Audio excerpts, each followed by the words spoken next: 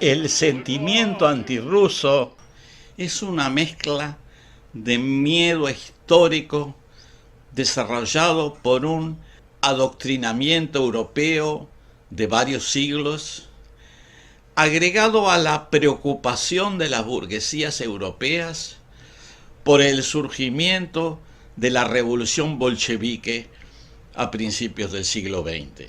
También es un método político que cada tanto permite a los gobiernos europeos justificar algunas decisiones que podrían ser discutibles, pero que frente a un enemigo demostrado aseguran la aprobación de las multitudes fácilmente convencibles. Es también claro que el miedo a Rusia, o mejor dicho, el miedo a una posible intromisión de una Rusia supuestamente expansionista y belicista, fue un elemento protagónico en la historia del siglo XX. Ese sentimiento, alimentado por los regímenes europeos y crecientemente norteamericanos, ha funcionado como un elemento central de una cultura política bastante simplista que reina en el llamado mundo occidental, o sea, Estados Unidos y Europa. Esta idea de que existe una Rusia agresiva, expansionista e imperialista, cuyo objetivo sería dominar todos los países del mundo, está muy acendrada en la cultura europea y norteamericana. Algunos piensan que para que Rusia haya llegado a ser el país más grande del mundo, le fue necesario conquistar muchos territorios y los pueblos que en ellos habitaban.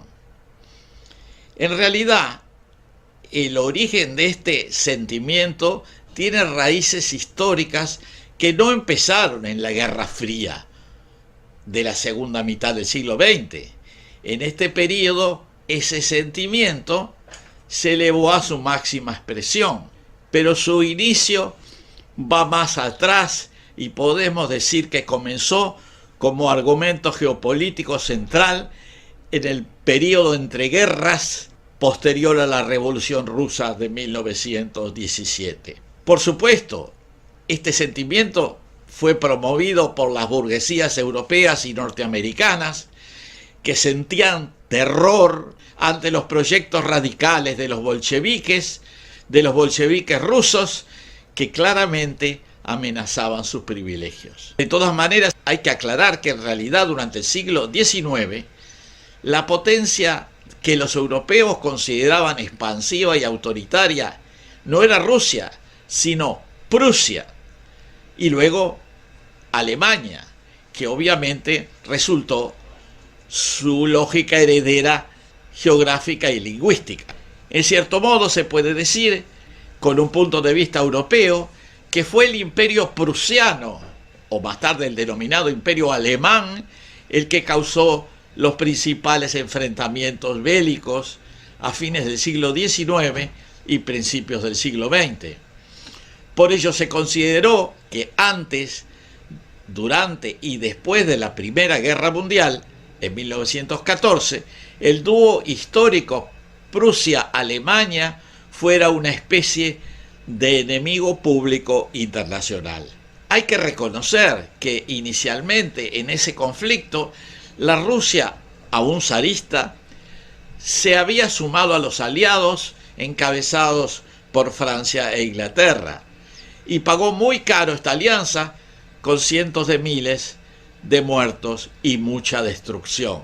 Pero precisamente en ese lapso ocurrieron los fenómenos históricos y políticos que dieron lugar a la caída de la monarquía zarista rusa y la revolución social y política que en gran medida cambió la historia de Europa y del mundo, la revolución bolchevique. La agenda bolchevique tenía dos prioridades expuestas por Lenin desde 1915: profundizar el socialismo y sacar a Rusia de la Gran Guerra. Ante ello, Alemania vio con buenos ojos la caída del zar. no por afinidad ideológica con los comunistas, sino por considerar que pactar con ellos le daría respiro en la recta final de la guerra, donde Estados Unidos recién se había sumado a los aliados. Así, Alemania hizo esfuerzos logísticos en favor de Lenin y al poco tiempo de consumado el ascenso bolchevique, signó con ellos el Tratado de Paz en Brest-Litovsk. Esto fue interpretado por las potencias aliadas como la fachada de una perversa unión de facto entre el imperialismo prusiano y los bolcheviques. Acusaron a Lenin y Trotsky de no ser socialistas genuinos, sino agentes alemanes, infiltrados en Rusia, y supusieron que la naciente nación soviética sería plataforma al servicio del expansionismo alemán. Si el enemigo imperialista del siglo XIX había sido Prusia en Europa, Rusia habría de serlo en el siglo XX, en el mundo capitalista occidental, con un agravante: la naciente potencia no solo era expansionista, sino comunista, y probablemente se dedicaría a fomentar revoluciones rojas en todo el globo. Los hechos desmentirían esta idea. Ya para 1918, Alemania había perdido la guerra, y Rusia, ahora transformada en la Unión Soviética, que recién se consolidaría en 1922, tenía demasiados problemas internos implantando el socialismo en el gigantesco territorio ruso, que no tuvo interés en exportar la revolución. La idea sobredimensionada de que la URSS era una unidad ciegamente expansiva sobrevivió, y fue el gran rasgo de la Guerra Fría, más tarde, a partir de 1945. Convenientemente, se ignoró que el verdadero expansionismo agresivo y racista lo llevó a cabo la Alemania nazi, y que fue gracias al sacrificio de los ejércitos rusos y de la población rusa, con un costo de millones de muertos, que se logró detener el avance nazi. De esa guerra, Rusia y la Unión Soviética salieron fortalecidas, expandiéndose considerablemente desde el punto de vista geopolítico.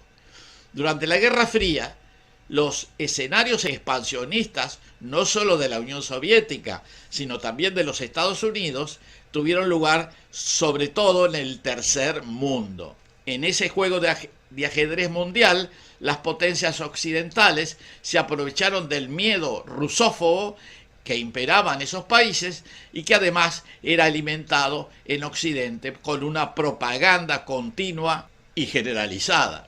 No hay que olvidar que la coartada del imperialismo real de Estados Unidos en el mundo periférico era deslegitimar sus adversarios en el mundo político, intelectual y artístico, como hizo el macartismo, con el apelativo a acusación de ser comunistas o rusófilos e incluso sovietistas. Con estos antecedentes, el antirrusismo o rusofobia, que se está apoderando de Europa y del mundo anglófono en esta tercera década del siglo XXI, ha encontrado un terreno muy fértil. No importa que ya no hay bolcheviques ni comunistas que quieran provocar la revolución proletaria mundial.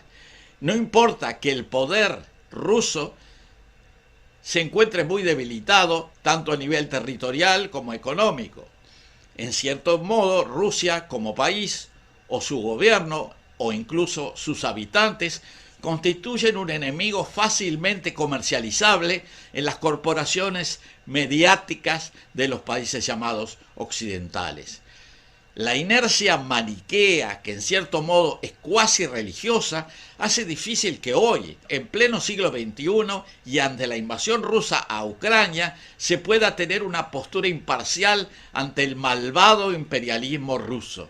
Por supuesto, ello implica que se condene a Putin y las acciones rusas o rusófilas en Ucrania y se elogie con apelativos teñidos de heroísmo o pseudoheroísmo las cuestionables alianzas políticas de Zelensky en Ucrania. Estas alianzas, como se sabe, a veces incluyen actores políticos que se parecen mucho a los protagonistas o cómplices del nazismo de hace 80 años. Debemos ser escépticos del desarrollo tanto de la invasión u operación militar de Rusia, como de la avalancha de sanciones y propaganda mediática que se implantó a las fuerzas por todas partes. En este momento la irracionalidad impera. Se prohíbe que los deportistas rusos participen en competencias internacionales. Se excluye a los aviones rusos del tránsito por los espacios aéreos europeos. Se cancelan los contratos de directores de orquesta por ser rusos. Y en definitiva se promueve un sentimiento antirruso generalizado. Y debemos recordar que este sentimiento, primordialmente irracional, puede llevar a atizar los enfrentamientos económicos, políticos y militares y finalmente ser la causa de que la guerra de Ucrania, hoy relativamente localizada, pueda transformarse en una conflagración europea o global que todos lamentaríamos.